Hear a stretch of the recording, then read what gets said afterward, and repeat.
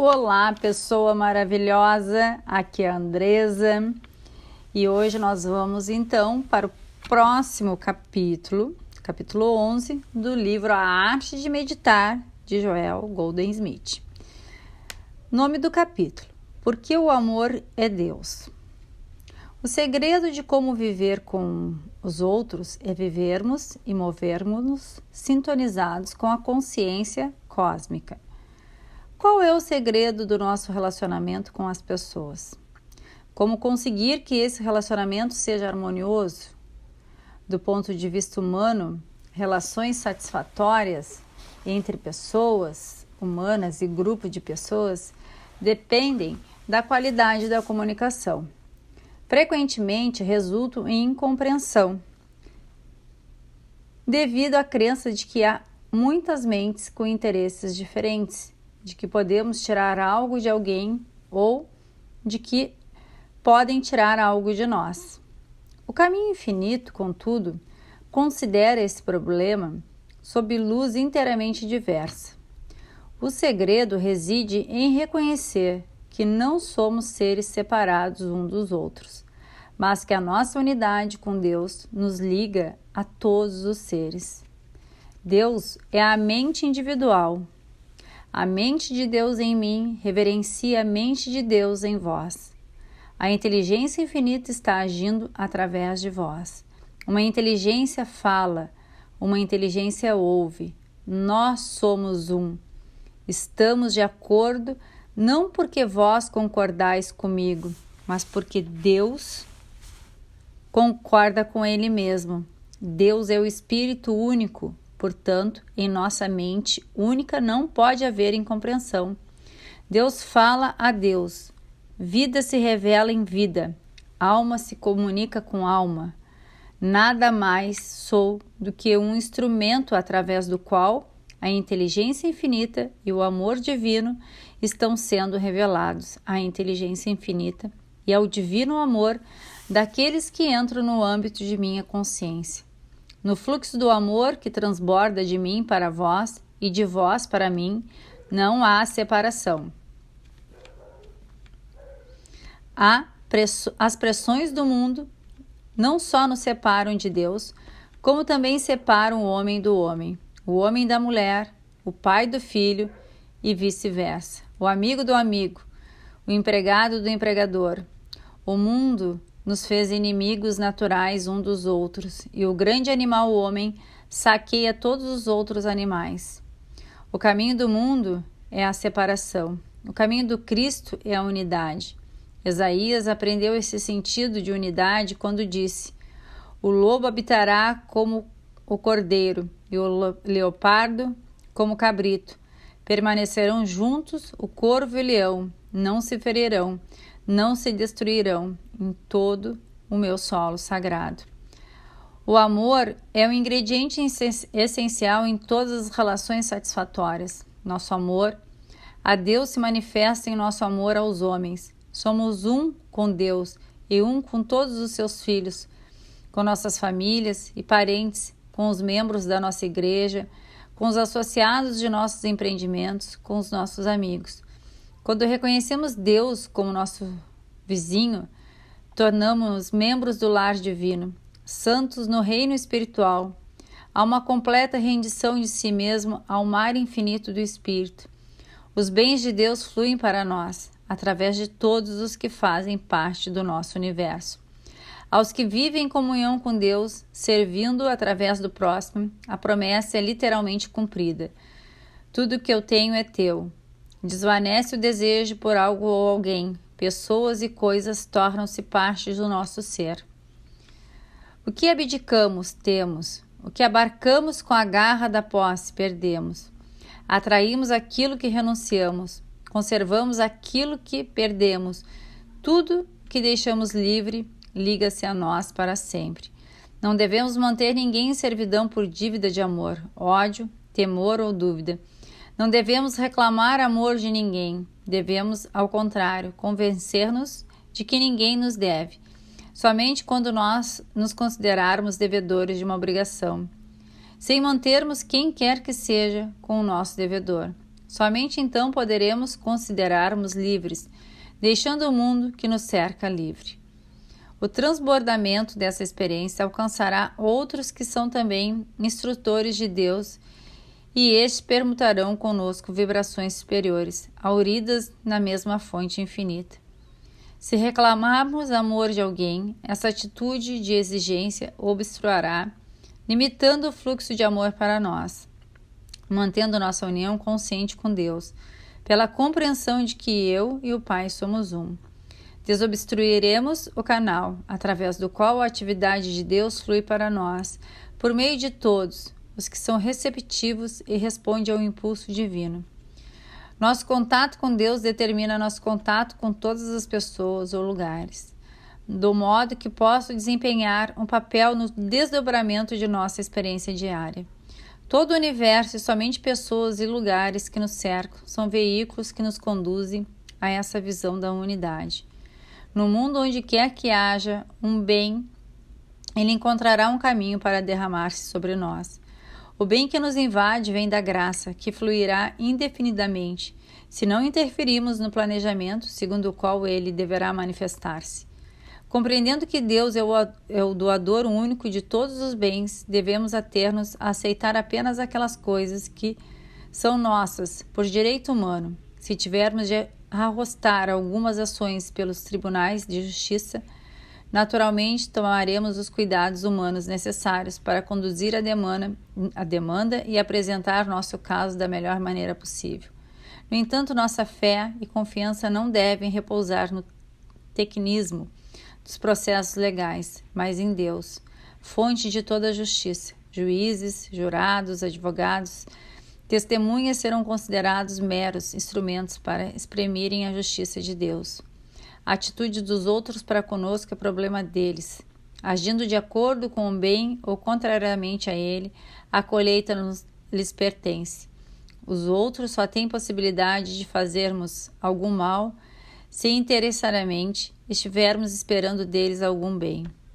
Desde que nós tenhamos submetido ao governo, isto é, ao controle de Deus, ninguém poderá fazer-nos mal. Contemplando sempre o Pai dentro de nós, os pensamentos e obras do homem conseguirão nos atingir. Somos responsáveis exclusivamente por aquilo que fazemos aos outros. Nesse particular, nossa conduta deve sintonizar com o grande mandamento. Ama o teu próximo como a ti mesmo. Ama teus inimigos. Perdoa 70 vezes 7. Ora por aqueles que maliciosamente se aproveitam de ti. Jamais tema ou despreze os que agem contrariamente à divina lei. Rejubilia-te com aqueles que permitem a Deus empregá-los como instrumentos do bem. Estamos em contato com uma humanidade de muitos níveis, elementos bons, elementos maus, alguns mesmos intoleráveis. Assim, diversos são no gênero humano os estados de consciência. Viver meramente com recursos próprios, potenciais, ocultos e inconscientes da verdadeira identidade, torna a vida uma luta sem tréguas e sem esperança, contra as adversidades insuperáveis, má saúde, poucas rendas, elevados tributos. Para encobrir seus insucessos, muitos assumem atitudes jactanciosas a fim de mascarar seu desapontamento e frustração. Essas pessoas têm fome de amor e, como desejam ser amadas, antes de tudo, sendo compreendidas, muitos de nós estamos convictos de que ninguém nos compreende. Se nossos amigos e parentes realmente nos compreendessem, eles nos perdoariam mais. Cada vez que nós pomos em contato com pessoas de diferentes níveis, a nossa atitude deve assemelhar-se ao Mestre. Pai, perdoa, pois não sabem o que fazem.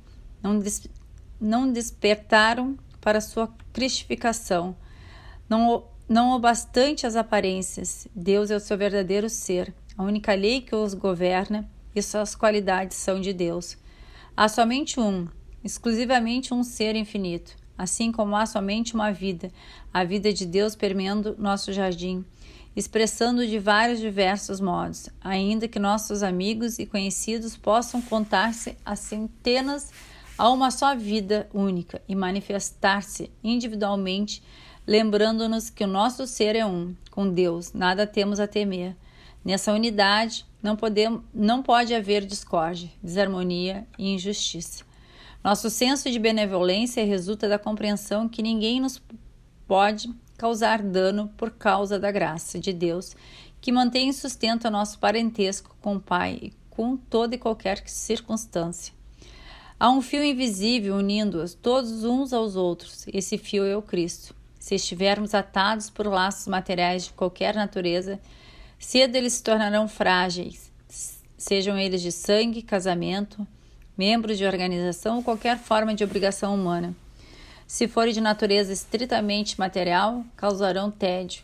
Somente quando o amor por trás de todos esses laços for suficientemente puro, ao ponto de esvaziar-se de todo desejo egoísta, somente então as relações serão satisfatórias, permanentes, reciprocamente benéficas. Não há amor verdadeiro, duradouro, em qualquer forma de parentesco no qual Deus não entre. Não há milagre de amor em nenhum casamento em que Deus não seja a pedra fundamental. Se reconhecermos o amor de Deus, reconheceremos o amor do homem. O amor de Deus é a rendição completa na união mística entre pai e filho. Deus, tudo que eu tenho é teu, assim como tudo que tens é meu. Meu tempo, minhas mãos, minha vida estão ao teu serviço. Se as pessoas experimentassem essa completa rendição a Deus, tornando-se um com Ele, ao sobreviver à época do casamento humano, ambos passariam a manter uma genuína modalidade de relacionamento, e as palavras da cerimônia nupcial tornar-se-iam realidade, e os dois formariam um. O lar é a expressão da consciência dos indivíduos que o habitam. É formado na atmosfera da consciência daqueles que o estabelecem. A casa em que não há amor, nem ódio, pecado ou pureza, doença e nem saúde. Se, porém, os membros dessa casa permitissem que as suas consciências sejam invadidas por pensamentos de pecado, moléstias, limitações, carências, desconfianças ou temores, então a discórdia, a desarmonia, o empobrecimento nela reinarão. Por outro lado, se a consciência dos que a compõem exprimir amor, compreensão, tolerância, fé, esperança, esse lar se tornará um santuário. Nele se edificará a visão da Nova Jerusalém, uma cidade sagrada governada pelo amor. Verdade é que muitos podem levar todo o lar para o reino dos céus. Acontece que sejamos bem-sucedidos em converter nossa casa naquela cidade sagrada. Podemos, contudo, mantermos resolutos na via da cristificação de todas as pessoas que convivem, não exteriormente pregando com uma infinidade de palavras insignificantes, porém mantendo o silêncio da nossa integridade espiritual e contribuindo para que a nossa vida constitua um testemunho vivo da verdade.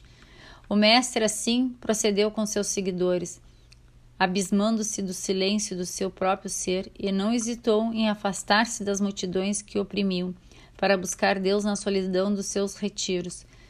Nós também podemos fazer esses silenciosos períodos de renovação, cedo, pela manhã, à tarde e à noite, de madrugada ou em intervalos durante o dia, estabelecendo breves pausas nas exigências da vida familiar e mundana. Nossa realização da verdade se exterioriza em harmonia e paz em nosso lar. O Verbo se faz carne. Se nesses períodos de silêncio Deus não entrar em nossas relações com a família, todos os nossos esforços, todo o nosso trabalho para edificar o lar podem frustrar-se.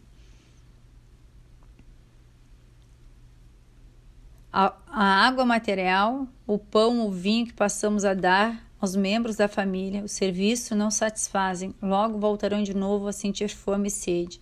E somente em proporção do reconhecimento de nossa cristificação, da nossa verdadeira identidade, que membros do nosso lar serão capazes de receber as águas vivas. Jamais terá sede aquele que beber da água que eu lhe der. Cumprindo nossa parte, Deus cumpre a sua, infundindo-se a paz nas consciências. Estamos conscientes, certos de nossa união com Deus, dirigindo-nos ao Pai em nós, como fonte de todo bem. Nossas relações com os outros serão puras, completamente livres de qualquer coisa que elas tenham. Uma relação espiritual se manifesta com a participação E cooperação, doação. É como presentear nossos filhos, irmãos ou amigos sem nenhum interesse de retorno, sem nenhuma razão, não porque eles merecem, mas pela alegria de expressar o amor. Quando